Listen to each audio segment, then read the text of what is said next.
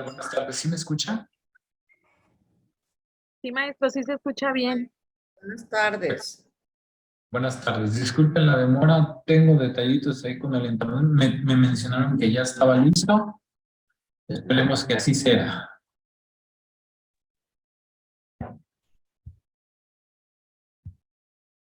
Ok, vamos a retomar un poquito acerca de lo que vimos la sesión pasada y como complemento de esta, primero tenemos que entrar un poquito en cuanto a el recapitular, ¿no?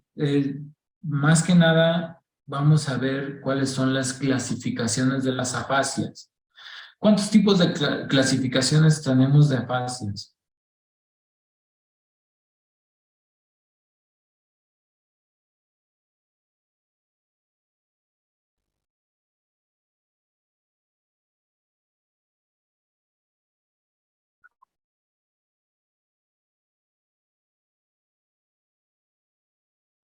Compañeros.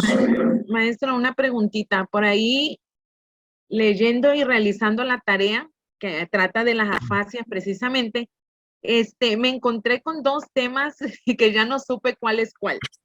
En el Ok. caso de la clasificación de las afasias, habla acerca de las afasias de Broca. No sé si a eso Sí. se refiere la clasificación, ¿sí?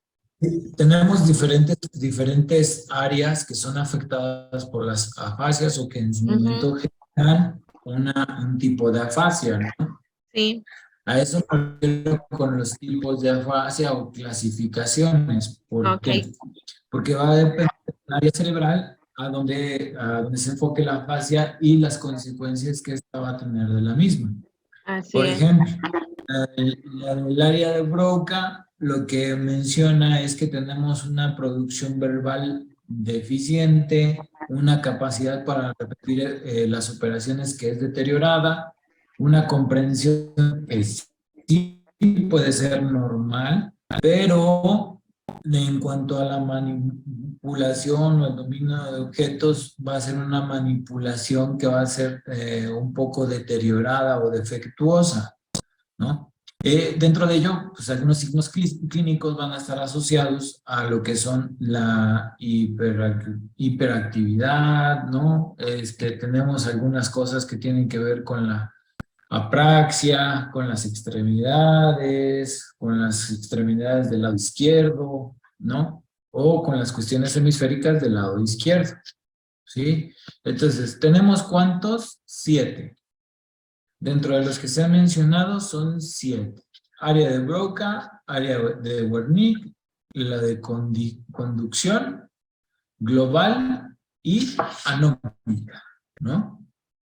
Que son las clasificaciones, ¿sí? Cada una de ellas tiene una característica que nosotros es sumamente importante que sepamos. ¿Por qué? Porque lo debemos de estar manejando constantemente, ¿sí? Entonces es muy importante que tengamos esta situación.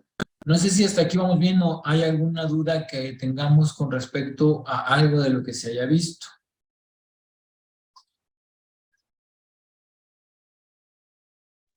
Creo que vamos bien, maestro.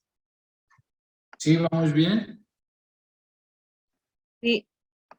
Bueno, vamos a hacer unas pequeñas preguntas a ver si es cierto que vamos bien. ¿Qué son los trastornos intelectivos de las afasias?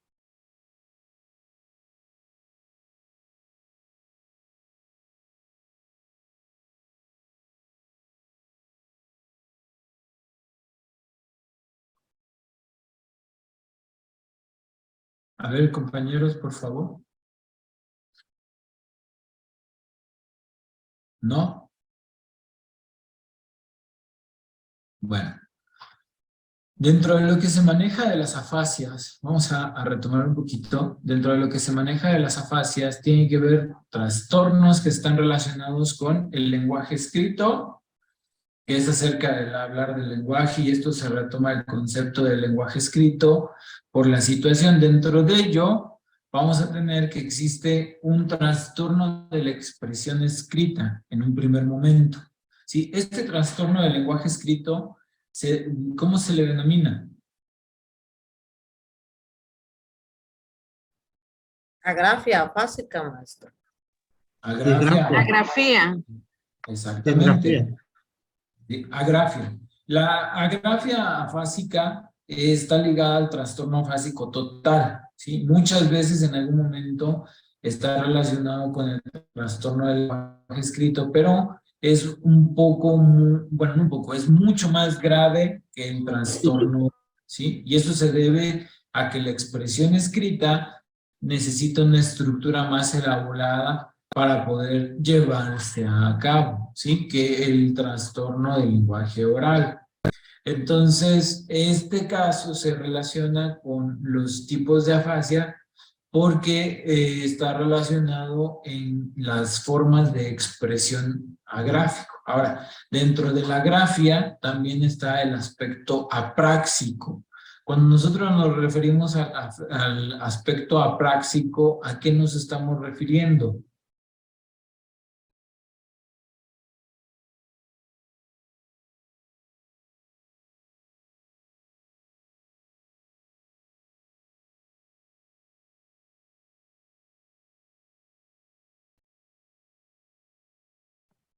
Sería como, El aspecto, ajá, dígame, le escucho. sería como un trastorno en el cerebro que nos impide realizar ciertos movimientos. Tiene que ver con la realización de movimientos porque está enfocado al grafismo en sí mismo, ¿sí? Es decir, la forma en cómo se lleva a cabo la escritura o la forma en cómo se lleva a cabo estas cuestiones de la gráfica. Entonces, es sumamente importante que nosotros lo tengamos en cuenta. Sí, dentro de esto también vamos a tener algunos trastornos en la comprensión del lenguaje escrito, que normalmente a esto se les denomina como Alexias. exacto. ¿Cuántos tipos de alexias tenemos? Existen dos tipos de alexia según lo leído y existe un tercer tipo que no está dentro de la clasificación, pero que también se toma en cuenta. Ok. Estamos en alexias que son agnóstica u otópica, como también se conoce. Y estas O alexias afásica. dependen de una perturbación de las funciones que están relacionadas con el reconocimiento visual, ¿sí? Tenemos la alexia básica que derivan en una pérdida del valor semántico. Cuando estamos refiriendo al valor semántico, ¿a qué nos referimos?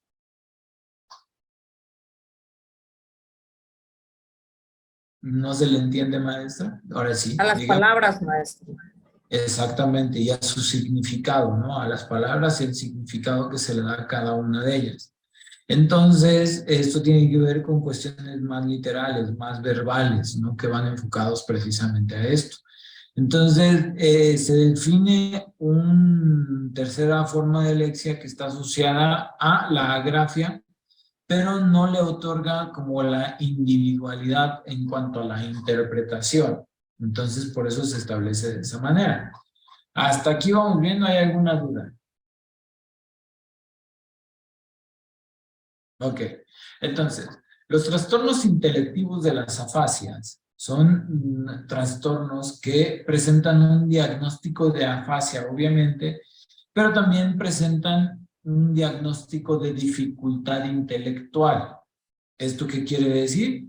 Que se desarrolló o que tiene un problema que está relacionado con el desarrollo intelectual y requieren un proceso un poco más complejo.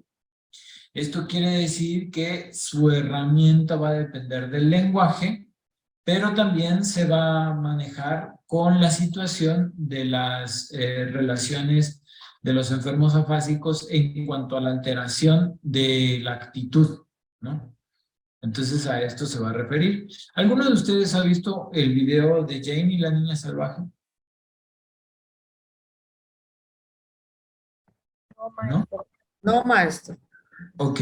En su momento yo les sugeriría, y si puedo se los voy a subir a plataforma en el foro, el link que se encuentra en YouTube para que ustedes puedan ver el reportaje que se le hace a Jane y la niña salvaje. que esta es una niña que tiene una privación del habla durante los primeros 7 años, que recordemos que ese es el periodo crítico, y ella no desarrolla el lenguaje de una manera adecuada. Entonces, tenemos que visualizar si existe una alteración neurológica que provoca que no se dé este desarrollo del lenguaje, o si es una cuestión que ya es genética, ¿no? Que en los dos casos tendríamos que visualizar que puede ser un tipo de afasia que está relacionado a una cuestión de desarrollo, que puede ser esto que estamos mencionando que tiene que ver con el intelecto, o lo que tiene que ver con la situación de algún daño cerebral, ¿no? Entonces, cuando nosotros nos referimos al tema del intelecto, significa que también tenemos que plantear una relación que hay con la inteligencia y el lenguaje, pero esto es en un plano genético. Entonces, se trata de una colocación dentro de lo que es las formas de desarrollo, y para esto nos vamos a remontar un poquito a lo que mencionaba Piaget, ¿no? ¿Qué mencionaba Piaget?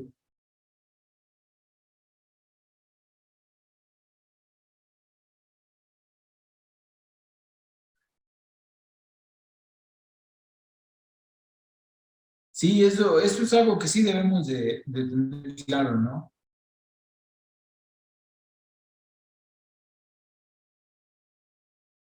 Piaget medía la forma del desarrollo en base a ¿qué? A la memoria, pensamiento y no recuerdo la otra. Memoria, pensamientos, sí, y lo manejaba a base de ciertas etapas. Estas etapas, ¿cómo las mencionaba? Estadios. Como estadios, gracias. ¿Cuántos estadios tenían? 4, creo.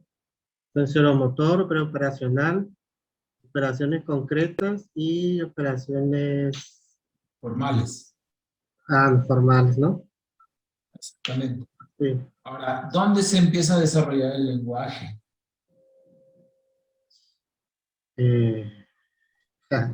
Bueno, entre la sensorial, pienso, o preoperacional. Entre la sensorial y las operaciones concretas. Concretas.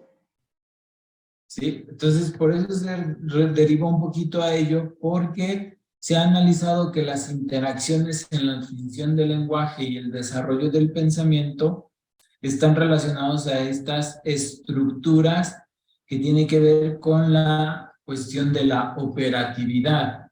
Y esto está mencionando que se maneja como una estructura que avanza y que hasta cierto punto determina la estructura lingüística del niño. Entonces, para poder apoyarnos en ella, nosotros tenemos que entender que a medida que el niño desarrolla su aspecto psicomotor, integralmente también desarrolla las habilidades propias de su inteligencia. Entre ellas está, ¿qué? La capacidad de ¿qué?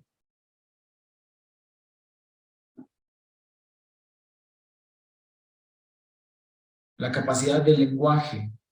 Entonces, esto lo va a hacer de manera paulatina, y el contexto sí va a jugar un papel importante, pero no es un papel que determine el desarrollo del niño, ¿sí? En este sentido, el orden de las ideas, el niño empieza a pronunciar sus primeras sílabas, seguidamente sus primeras palabras, hasta que poco a poco comienza a entender o adquirir un razonamiento y a realizar abstracciones que paralelamente van a permitir que se desarrollen las habilidades en cuanto a los estadios sensorio-motores que planteaba Piaget.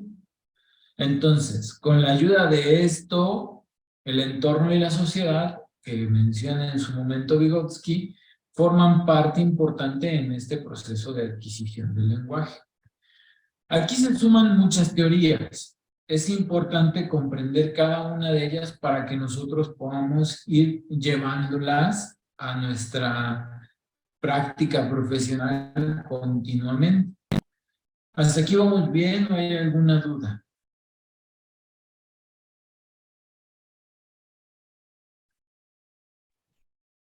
Maestro, para mí, ahora sí que yo en esta materia estoy bastante confundida, se puede decir, porque jamás había escuchado lo de las afasias. Entonces, es muy complicado para mí leer diferentes clasificaciones y cuando vengo a leer la siguiente ya se me olvidó de la anterior. Entonces, yo estoy apenas involucrándome en esta cuestión de las afasias y sí me motivó bastante mucho cuando entramos a la parte de la expresión oral, de la expresión verbal, porque como le dije la vez pasada, ahí sí lo entendí un poquito más, porque pues estoy especializada en la asignatura de español. Entonces, eso me motivó mucho para poder trabajar con esos alumnos que tienen ese tipo de problemas en la escritura. Entonces, ya me interesé mucho en esa parte, porque por ahí estoy conociendo información que me va a ser bastante importante para encontrarle la razón y el motivo de esos niños que traen ese problema de expresión verbal y de escritura. Pero de lo anterior sí, yo estaba en cero. Entonces por eso como que sí me bloquea un poquito. Pero de eso sí me aclaró bastante y me gustó mucho esa parte. Perfecto, entonces vamos a ir tratando de ir clarificando, y esa es la intención de estas sesiones, ¿no? Tratar de ir clarificando esas partes, sobre todo para que todos nos vayamos igual. Todos tengamos la misma claridad en cuanto a estos temas. ¿Por qué? Porque más adelante entra mucho el tema de lo que es la CIF, ¿no? Y muchas veces en la CIF nosotros nos vamos a llevar con ciertos topes porque si no tenemos cierto claro algunas cosas, entonces sí nos puede costar un poquito de trabajo. ¿Qué son las CIF?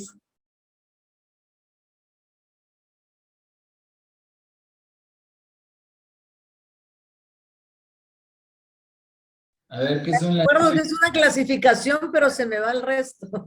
Ok. ¿Qué más? A ver. Y que sigan los demás, que sigue después de clasificación. A ver, los demás, ¿qué son las CIF? ¿No era la de la clasificación del funcionamiento internacional o algo así? Está relacionado con ello. ¿Qué más?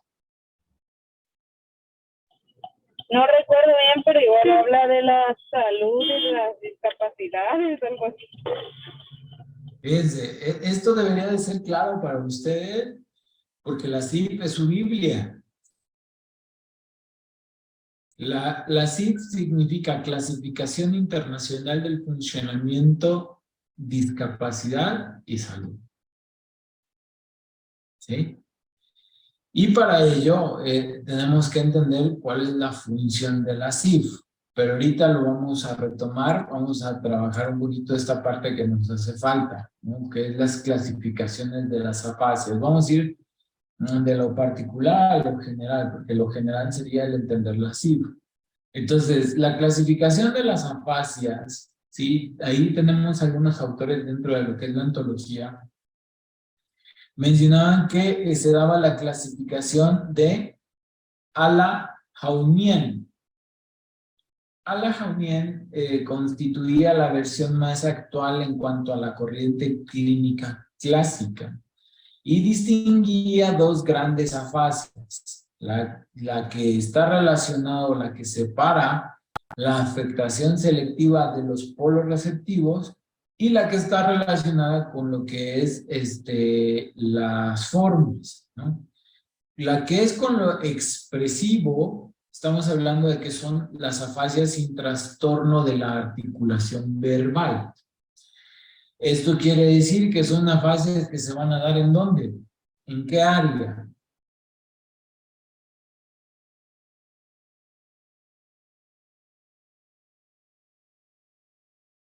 se van a dar en el área de Wernicke.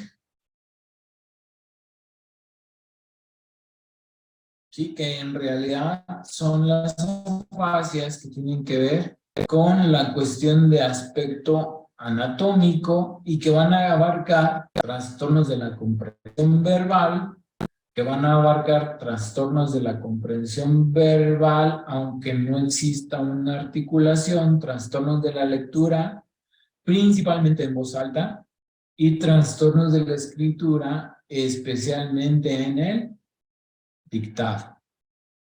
¿Sí?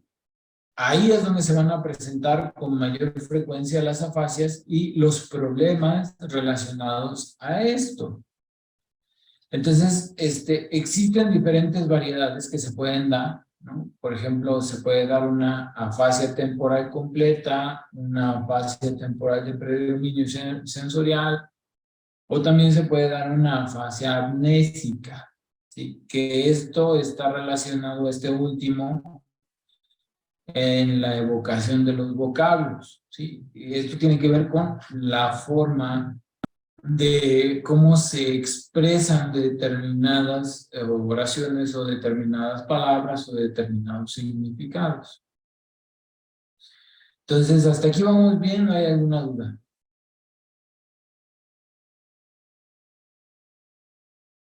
Muy bien. Ahora, en general, es importante tener una buena apertura en cuanto al diagnóstico clínico. ¿Por qué? Porque si no hacemos un buen diagnóstico en un inicio, va a ser muy difícil que lo hagamos después.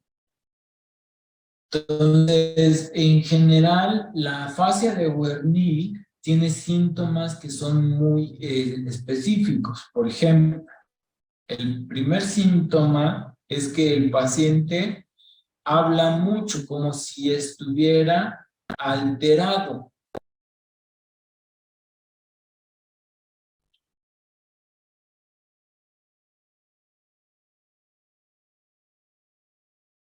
¿Sí? Hasta la siguiente es que las palabras que usan están transformadas. ¿Esto qué quiere decir? Que son cambiadas de lugar o que están alteradas en su fonética.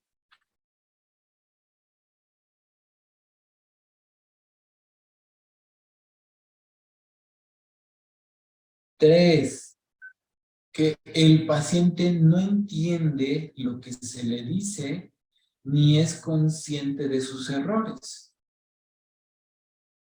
Entonces, este es un punto fundamental. Ahora, aquí cabe mencionar que también esto está relacionado con un problema de conducción que se produce en una lesión que está relacionada a la lesión del fascículo arqueado, que está dentro de lo que es el área de Wernicke.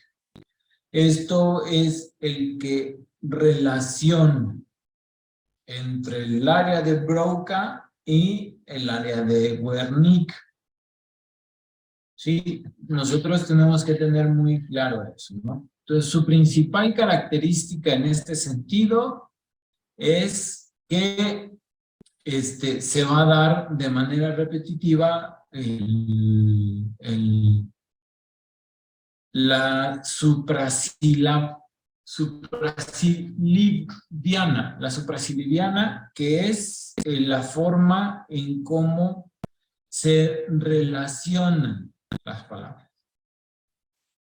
¿Hasta aquí vamos bien? ¿No hay alguna duda? Maestro, una pregunta. Dígame. Usted dice que se debe de iniciar el diagnóstico desde el inicio. La materia es foniatría y logopedia a edad temprana. Cuando usted dice que al inicio es desde niños o desde que uno los reconoce que tienen problemas, porque esa era la parte también importante que yo analizaba. que en el caso mío, que ya los agarro en secundaria, ¿qué tanta probabilidad habría de que pudiera mejorar el alumno si ya se pasó todo un ciclo en primaria y si no se le prestó la atención? ¿Qué tanta probabilidad habría de que pudiera mejorar en secundaria, que ya nada más son 3 años que están en secundaria? Ok. En ese sentido, es sumamente importante que cuando se realice el primer diagnóstico, recordemos que una de las características para que las afasias puedan ser controladas, puedan ser trabajadas, puedan ser aplicadas de una mejor manera, el diagnóstico temprano es sumamente importante. Sí, y me refiero a temprano, es antes de que lleguen a una edad más avanzada, ¿sí? Eso es sumamente importante. Así lo he entendido, maestro, porque como cualquier enfermedad, ¿no? Tiene más probabilidades de recuperarse el paciente si se atiende a tiempo, ¿no? Exactamente. Pero el hecho de que llegue a una edad avanzada y llegue con una falta de diagnóstico y este diagnóstico se le encuentra un problema a una edad tardía, entonces eso no significa que no pueda obtener una mejora, ¿sí? Sino que la mejora va a ser menos significativa, pero puede haber un avance, ¿no? Quizás no en una edad, no como en una edad temprana, pero sí puede funcionar para poder mejorar en algunas características dentro de toda su área. ¿Sale? No sé si hasta aquí vamos bien o hay alguna otra duda. Gracias, maestro, por la respuesta. Era lo que consideraba, como dice usted, pues ya no queda de otra que pues llegan así en esas condiciones a nuestras manos y pues ponerle un poquito de interés para apoyarlos con el mero propósito de mejorar cuando menos en algo, pero que no se pasen igual en la secundaria. Claro, claro, o sea, ese es el reto más grande que se tiene, ¿no? Que al final de cuentas, el alumno está ahí y entonces nosotros tenemos que hacerle la importancia y sobre todo, creo que uno de los retos más grandes con los compañeros maestros que trabajan con alumnos ya de edades más avanzadas y no se les ha hecho un diagnóstico de este tipo, es el hecho de que presenten la paciencia para poder trabajar con ellos, porque es un proceso bastante difícil, tanto para ellos, porque las cosas se le van complicando conforme van avanzando en edad. Entonces, cada una de estas situaciones va generando ciertos conflictos. Aparte de que la frustración es algo que está muy presente en todo el mundo. Okay. Hasta aquí vamos viendo, ¿hay alguna otra duda? Yo tengo una duda, maestro. A ver, por favor. Bueno, yo soy yo estudié la licenciatura en educación especial en el área de auditiva y de lenguaje. Realmente la teoría sí se me complica bastante porque pues durante el tiempo que estudié igual llevé un diplomado y es demasiada teoría y pues sí se me hace muy complejo. Pero ya hablando en la cuestión de intervención, casi siempre estuvimos trabajando con eso de que ayudar al niño a que por medio de las praxias, el ejercicio de soplo, es lo más común, ¿no? Que siempre se ve el ejercicio de soplo, de lengua, de mejilla, toda esa parte de la estimulación orofacial, es lo que siempre nos habían, siempre nos hacían énfasis en que se le trabajara eso al niño. Actualmente nos dicen que esos ejercicios no son funcionales y no sirven para estimular el lenguaje.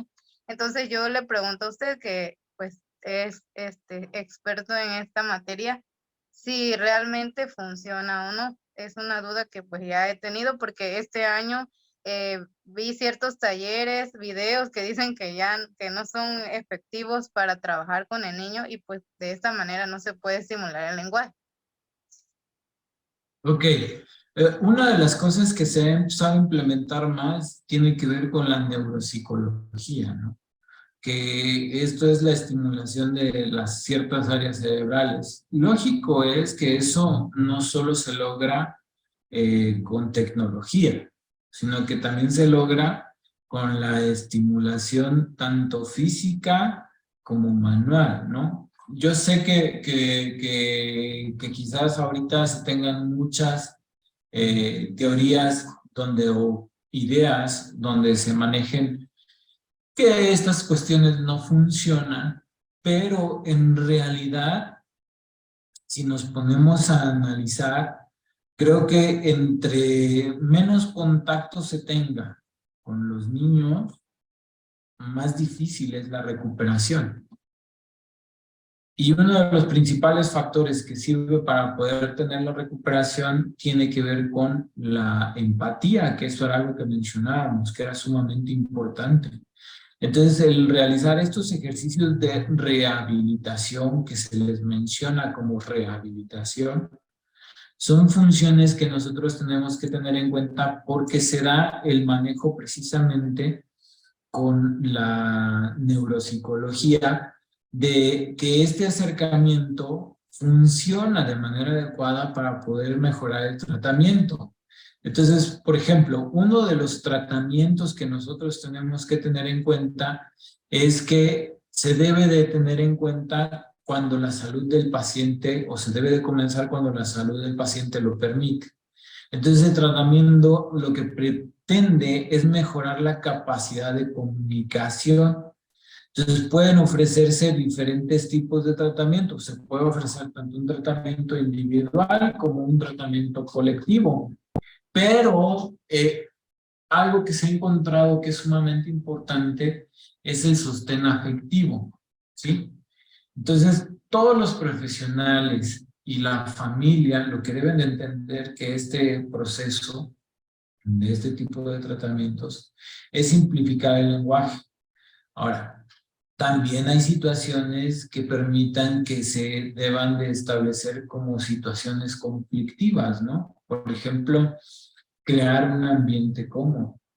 Entonces, estas situaciones son situaciones que van a estar relacionadas a este tipo de tratamientos y nosotros debemos entender que esto es lo que verdaderamente funciona, unido a las técnicas. Hay muchas cosas que, por ejemplo, nosotros podemos decir que dejaron de funcionar o son obsoletos y tampoco surgen nuevas situaciones. Entonces, ¿qué podemos hacer? Por ejemplo, ¿cuál es uno de los tratamientos nuevos que se maneja para la fascia? ¿Cuáles has escuchado tú, Abby? No, no he escuchado tratamiento nuevo. Entonces no podemos decir que lo anterior es obsoleto. Porque precisamente nos quedaríamos sin herramientas. ¿Sí? ¿Funciona? Sí. ¿Qué requiere? Paciencia. Y no me vas a dejar mentir.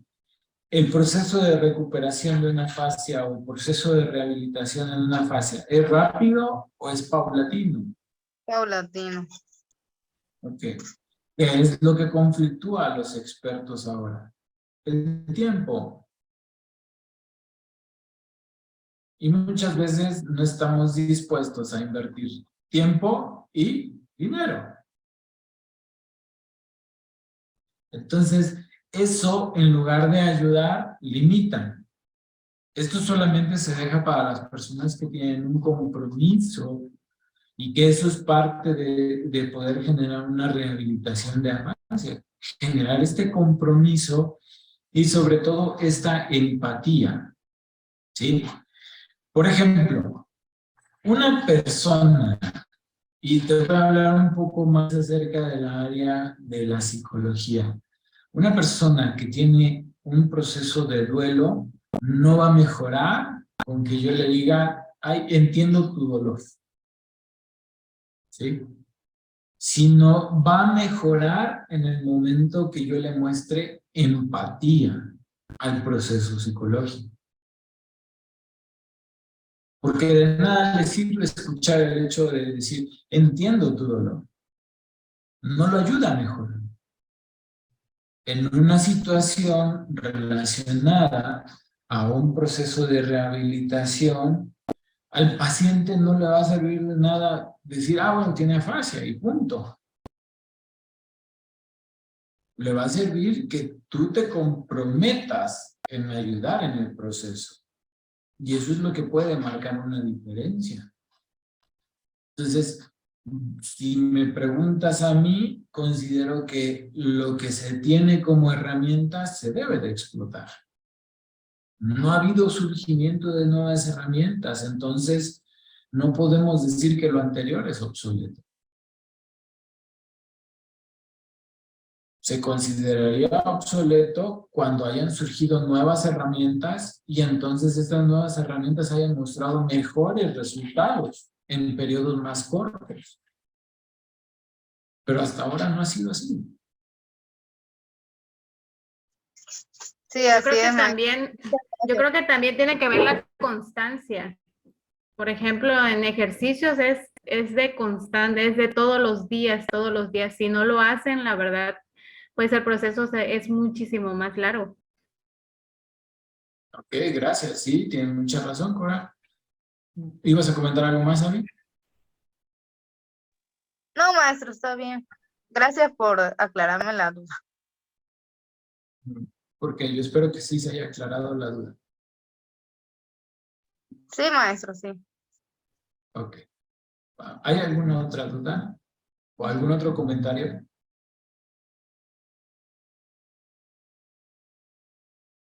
¿No? Ok. Entonces vamos a entrar un poquito acerca de lo que es los marcos de referencia para la evaluación con las personas con afasia. Y desde esta perspectiva vamos a tener en cuenta lo que son los enfoques neuropsicológicos, que es precisamente a lo que estábamos mencionando.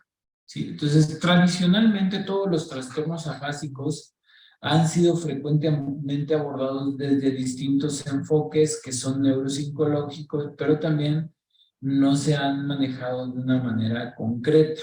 Entonces, el primer enfoque neuropsicológico que se corresponde a las afasias tiene que ver con el enfoque neuropsicológico clásico.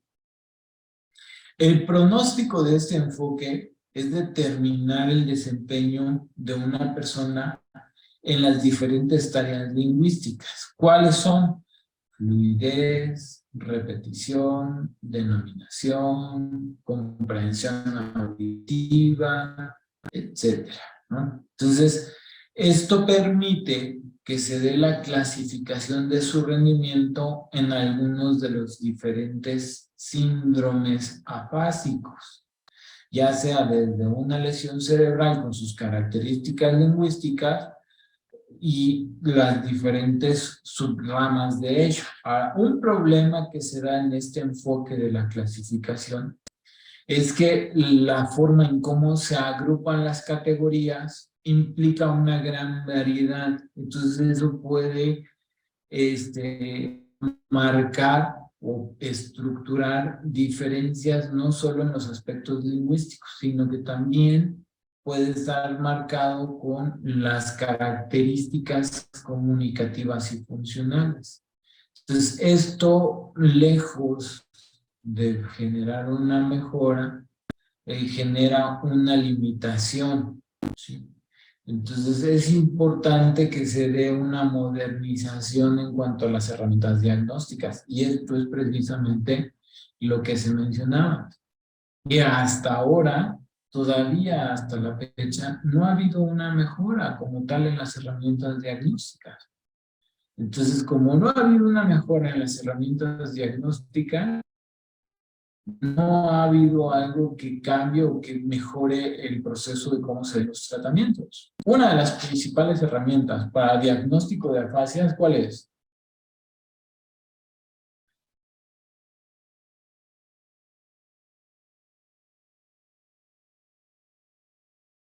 ¿Cuál saben ustedes qué es?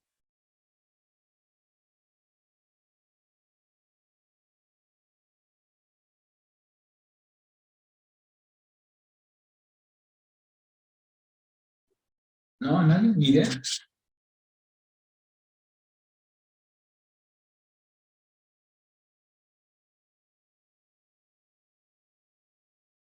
Híjole. Mencionaba Fue la pregunta, maestro. Sí, ¿cuál es una de las principales herramientas para el diagnóstico de las afasias? Son los diversos tipos de evaluaciones que nos proporciona la guía. Sí, pero existe uno en particular porque es el más utilizado. Es el test de Boston. Entonces, este test de Boston está particularmente enfocado al diagnóstico de las afasias y es una de las principales herramientas diagnósticas. Otra de las cosas que interviene mucho es precisamente lo que mencionábamos, que son las CIF, que es que la clasificación internacional de la función o del funcionamiento de la discapacidad y la salud. Entonces, independientemente del enfoque que nosotros utilicemos durante el proceso de la evaluación, resulta siempre importante y de manera adecuada implementar la consideración que marca el modelo biopsicosocial. Este modelo biopsicosocial se da a partir de la forma en cómo nosotros hacemos esta evaluación. Ahora, la CIF mantiene un esquema de interacción o de evaluación para una afasia. Se presentan diferentes componentes dentro de lo que es la clasificación para entender cuál es la funcionalidad y cómo se integran. Entonces, vamos a tener 3 puntos fundamentales en este esquema, lo que son funciones y estructuras corporales, las actividades y las participaciones. Las actividades se toman como un punto medio que genera interacción con las funciones estructurales y corporales y que generan también una relación con la participación. Esto se convierte en un ciclo. Si dentro de ello existe alguna alteración, entonces es un punto de atención. Dentro de lo que son las actividades, nosotros tenemos que tomar en cuenta, uno, lo que es condición de salud. Y dentro de ello tenemos otros 2 factores que son dentro de las actividades. El factor ambiental y el factor personal. ¿Sí? Ahora, de este modelo de la CIF, que es marcado por la Organización Mundial de la Salud y que lo estableció desde hace mucho tiempo, que se maneja a partir del 2001, ¿sí? Se establecen lo que son los componentes para poder crear este patrón de identificación en cuanto a su evaluación. Desde su aparición, la CIF se ha convertido en un marco conceptual para determinar la condición de salud en pacientes con trastornos afásicos. ¿Sí? Entonces, va a ser un referente fundamental para poder aplicar una evaluación. Entonces, son parte de su intervención terapéutica, incluyen también aquellos ejes que se van a estar relacionando con la determinación de las características y las necesidades. ¿Hasta aquí vamos bien o hay alguna duda? Estamos bien, maestro. Muy bien. Ahora, dentro de lo que son las CIF, nosotros vamos a tener que se determinan o detallan algunas cuestiones que son sumamente importantes, que tienen que ver con las afasias. Número 1, el componente de funciones y estructuras corporales en las que faltan aquellas diferencias que afectan tanto el cerebro y las funciones cerebrales.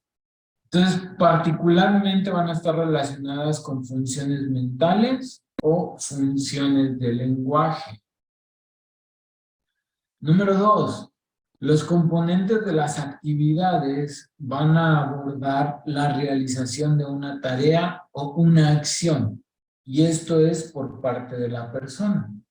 Entonces, por tal motivo, también se van a evaluar las limitaciones correspondientes a las dificultades por tal adecuación. Por ejemplo, el desempeño en la actividad, cómo son el actuar ante ciertas situaciones, como por ejemplo el escuchar, el leer, el escribir, el hablar, el conversar, etcétera, etcétera, etcétera. ¿Vale? Hasta aquí vamos bien, ¿no hay alguna duda? No. Perfecto. Ok. Entonces, como tercer punto, contempla la participación en cuanto al acto de que las personas tienen para poder realizar una involucración dentro de una situación vital. Entonces, a este respecto, la CIF establece como ciertas restricciones a todos aquellos problemas que pueden dificultar el involucrarse en un acto de participación en particular, como lo son el establecer relaciones con otros, el interactuar de acuerdo a las reglas sociales, el crear y mantener relaciones sentimentales, etc. Otro de los factores que también toma en cuenta la CIF son los factores contextuales. Estos están enfocados en el marco de que las personas se desenvuelven, por ejemplo, donde viven. Entonces, los cuales pueden ser que tienen un impacto positivo o un impacto negativo en la condición de vida. Y junto con ello, pues van a influir los factores ambientales, los factores de salud, los factores actitudinales, donde se desenvuelve, donde vive la persona, etc. Entonces, considerando todo lo que hemos mencionado hasta ahorita, se da una énfasis en la independencia del enfoque al utilizar la evaluación en personas con afasia. Entonces es importante considerar no solo aquellos aspectos de tipo lingüístico, sino que es importante considerar todos aquellos aspectos que son cognitivos, que son pragmáticos, que son sociales, por mencionar algunos otros. Entonces, esto nos permite a nosotros poder conocer desde sus diferentes perspectivas cómo la condición de la salud de la persona se manifiesta en su calidad de vida. Entonces, estas interacciones que son comunicativas y que se dan en un entorno social son las que nos van a dar el referente principal para una evaluación de este tipo. ¿Hasta aquí vamos bien o hay alguna duda?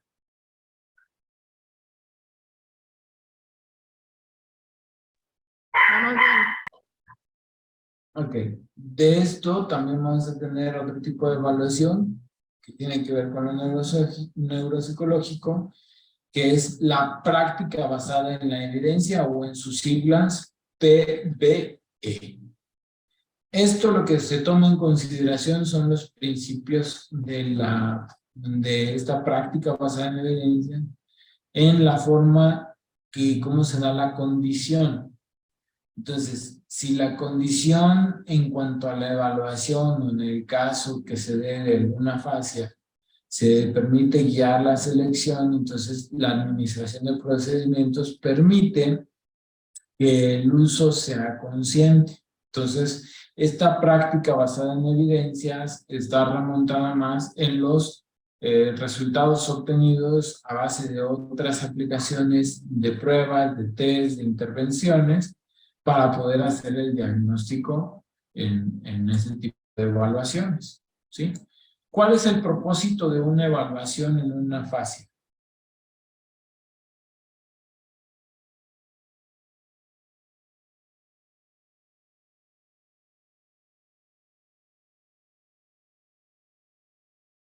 ¿Cuál es el propósito de una evaluación? Pues el diagnóstico, ¿no? Ver realmente cuál es la problemática o en dónde radica la problemática. ¿Ok? ¿Cuál más? ¿La evaluación tiene un propósito nada más?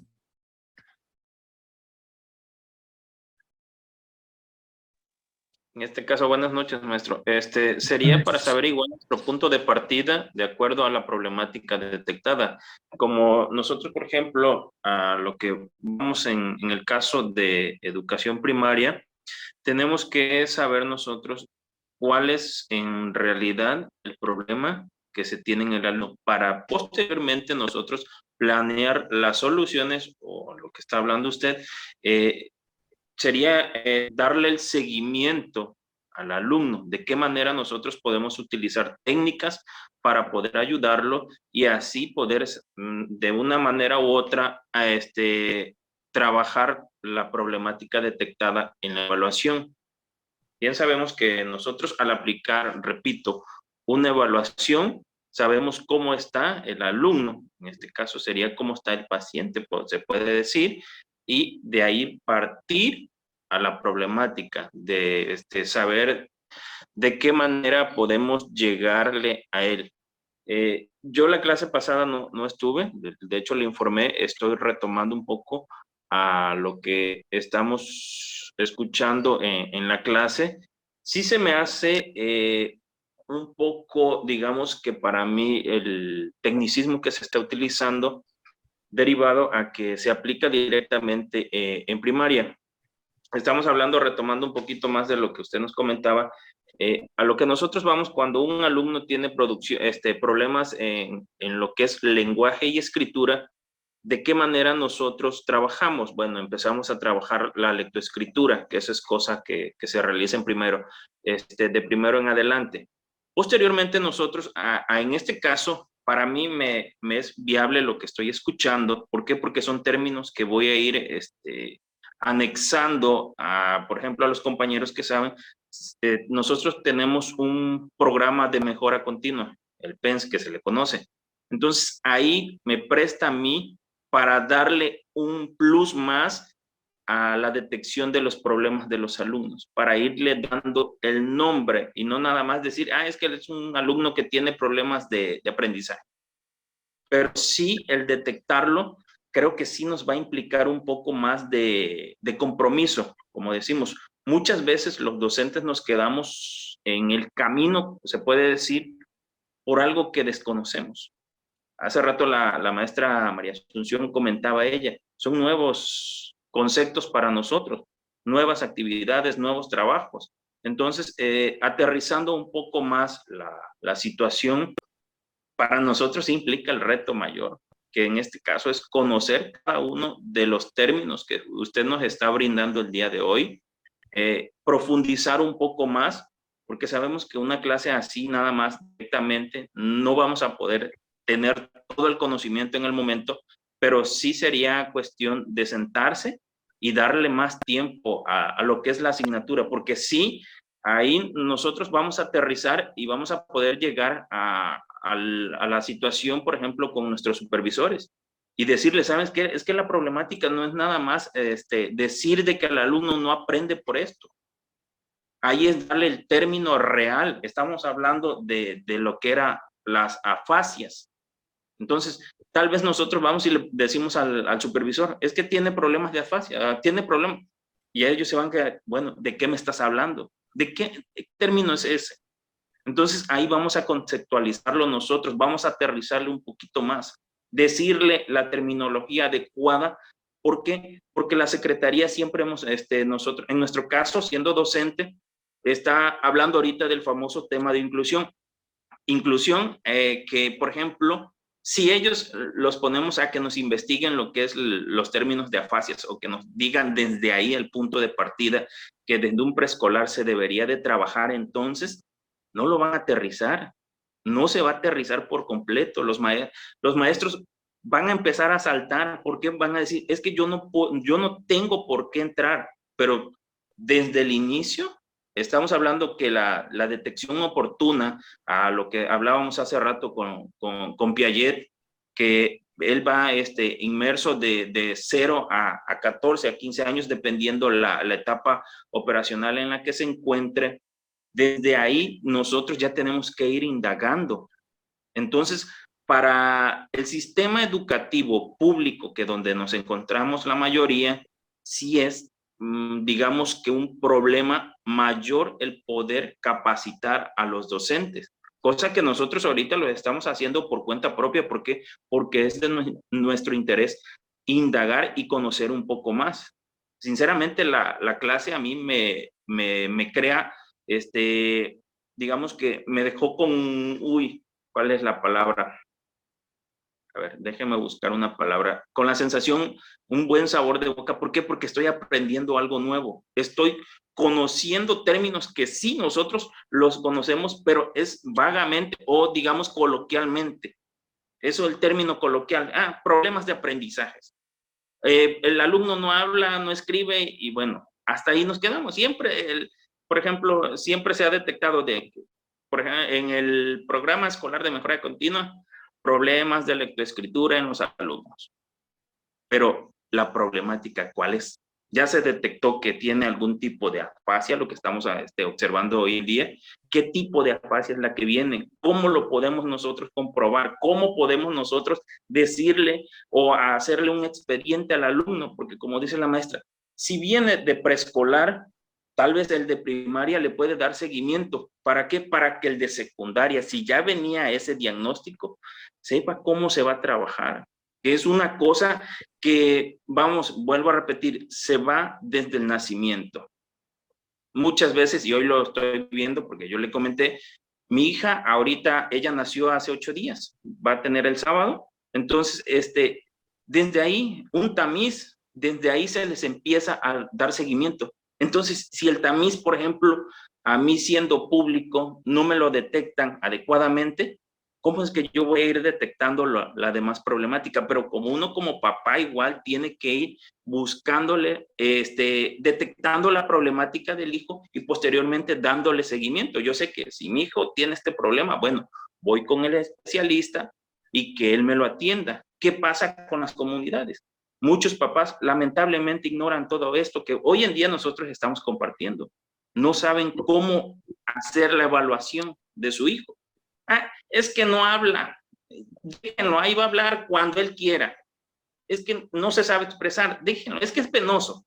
Entonces, ¿cuándo se detecta eso? Es, digamos, cambiar a lo que está viviendo hoy en día y a lo que va a entrar en el nuevo plan y programa de estudio, que estamos hablando de que la escuela va a ser va a estar inmerso los papás. Estando inmersos los papás, esperamos de que esto pueda mejorar, debido a que la mayoría de los papás nada más dicen, ¿sabes qué? Vete a la escuela y ahí que el maestro se encargue. Entonces, sí crea controversia todo. Le repito, es una materia que la verdad, en el título lo decía, me llamó siempre la atención de saber qué es todo esto. Y ahorita voy aterrizando muchas cosas y le repito, palabras que nosotros coloquialmente lo conocíamos, se aterriza a algo más específico, que para nosotros como docentes tenemos que ir aterrizando todo eso. Lamentablemente, pocos son los docentes que vamos a entrar en esa sintonía de saber cómo aplicar o cómo darle seguimiento oportuno a un alumno. Ok, muchas gracias. Y es muy cierto, ¿no? Es un trabajo muy grande, ¿no? Que implica un compromiso muy grande. Lamentablemente no todos tenemos ese compromiso, no todos estamos dispuestos a sacrificar ciertas cosas, pero bueno, por algo podemos ir comenzando, ¿no? En base a todo este proceso, algo nos puede ir llevando, ¿no? Dentro de lo que es la evaluación y algo que mencionaba su compañero es la determinación a una edad temprana, muy temprana, ¿no? Como es, por ejemplo, lo que mencionaba que es la prueba de tamiz, la evaluación de APGAR, sí sabemos que es la evaluación de APGAR, sí, ¿verdad?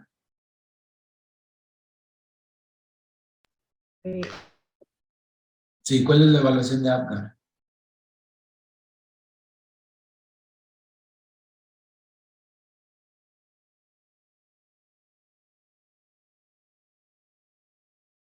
La evaluación de APGAR es una evaluación que se le hace al recién nacido al momento de nacer, se evalúa del 0 al 10 para poder ver si existe o no daño cerebral. Se le miden reflejos, se le miden reacciones, se le mide tamaño, se le mide peso, se le mide forma de cómo reacciona ante ciertos reflejos para poder darle un porcentaje del 1 al 10, que eso es lo que le ponen al momento de su nacimiento en su primer diagnóstico. Los evalúan los doctores. Ahora, para poder nosotros hacer una determinación en una presencia de afasias o no, se realiza un diagnóstico diferencial, que no nos vamos a meter en ese sentido.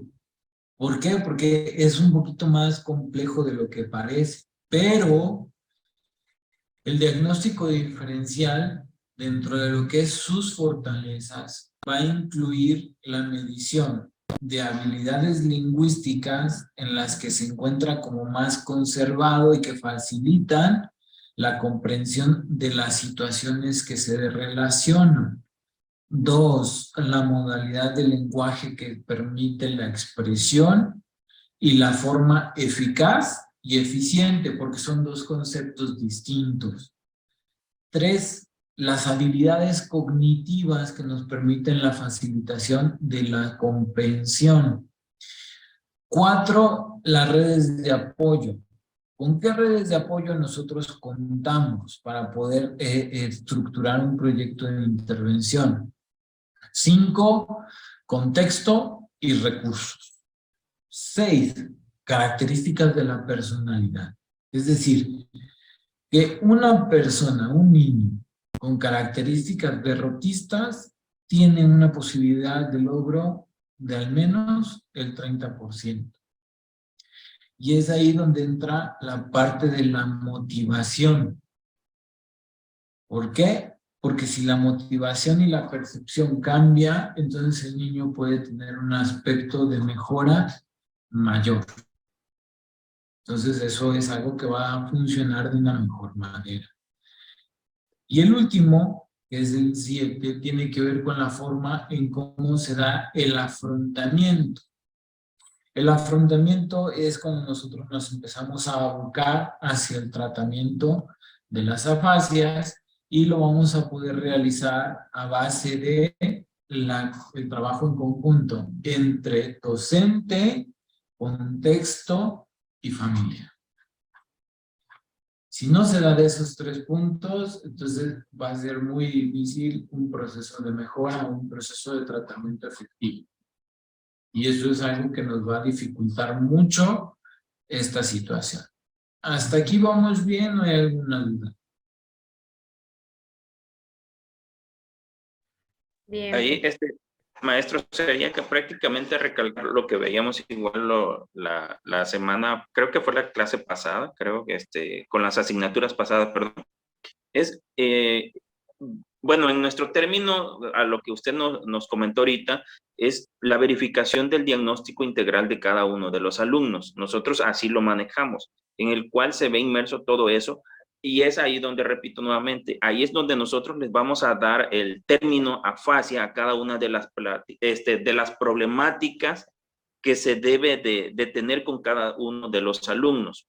Vuelvo a repetir, problemáticas que muchas veces van a sonar hasta diferente, con un tecnicismo mayor para nosotros que nos va a dar ese plus como escuela o como docentes, ya que en este caso, por ejemplo, ayer yo que estaba platicando con mi supervisora que estuve en una junta, ella me decía de una directora efectiva que estaba entregando su PENS, entonces, de 2 hojas, me dice.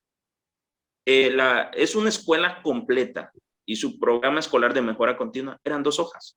Entonces, ahorita a mí me da, para todo lo que estoy leyendo ahorita, con toda la información que tenemos acá, nos da para hacer un amplio repertorio de toda la problemática que se detecta en la escuela. Nos da para decirle, a describir cada una de las afasias en manera que nosotros seamos realistas de cómo lograr la producción lingüística, la producción oral, la expresión que tiene cada uno de los alumnos, cómo llegar a ese punto para nosotros dar el punto de partida o de seguimiento a cada uno de los alumnos. Pero repito, Ahí nosotros lo basamos más a nuestro diagnóstico integral como docentes que debemos de tener de cada uno de nuestros alumnos. Y ahí es muy importante, sobre todo esto, ¿no? La dedicación que le van a poner a cada una de estas situaciones. Entonces, esto es a grosso modo porque todavía hace falta muchísimo por indagar y a veces, lamentablemente, pues el tiempo se nos hace chiquito, ¿no? En específico en este tipo de temas porque son cuestiones que están muy amplias en cuanto a este tipo de problemas que se presentan, que no tienen una comorbilidad, o sea, una frecuencia, pero siempre se llegan a presentar, ¿no? Entonces es muy importante manejarlo con mucho cuidado y sobre todo con mucho profesionalismo en el modo de decir que existe una dedicación hacia ese proceso. Entonces va a ser algo fundamental en este sentido, ¿no? ¿Hay algún otro comentario el día de hoy?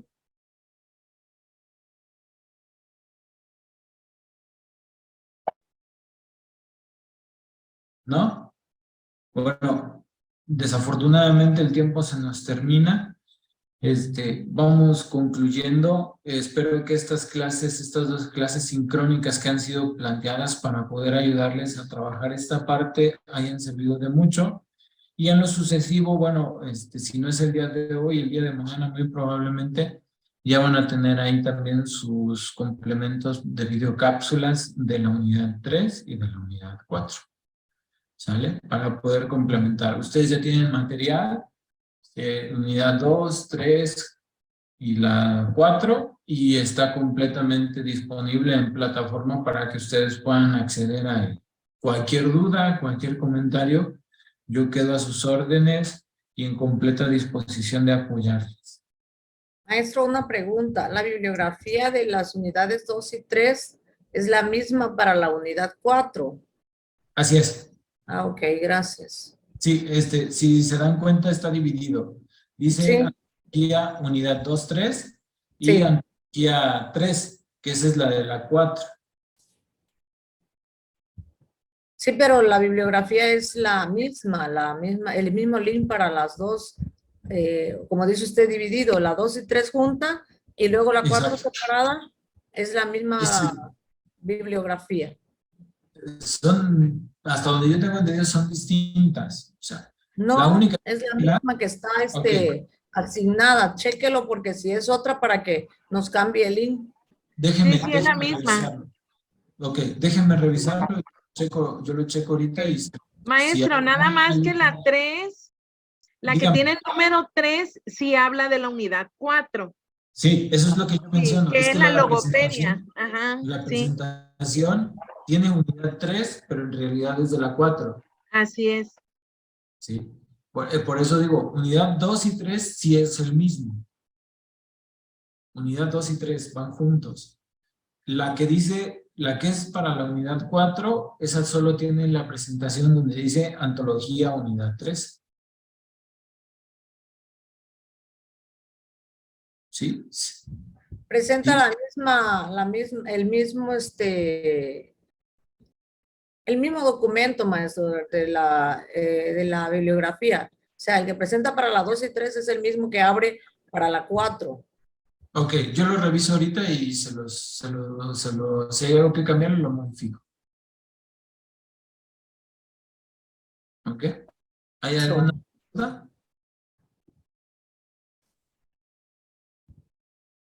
¿No? ¿Algún comentario? Ya no, maestro. De mi parte, pues, seguir estudiando las bibliografías. Perfecto. Bueno, yo reviso eso y en cuanto yo lo cheque, si hay algo que modificar, lo modifico y se los hago saber. Gracias, maestro. Les agradezco mucho el tiempo y De la nada. que han Gracias tenido a usted. y espero que esto les haya servido como un complemento a la actividad realizada, ¿no? Cuídense mucho y les deseo una excelente tarde.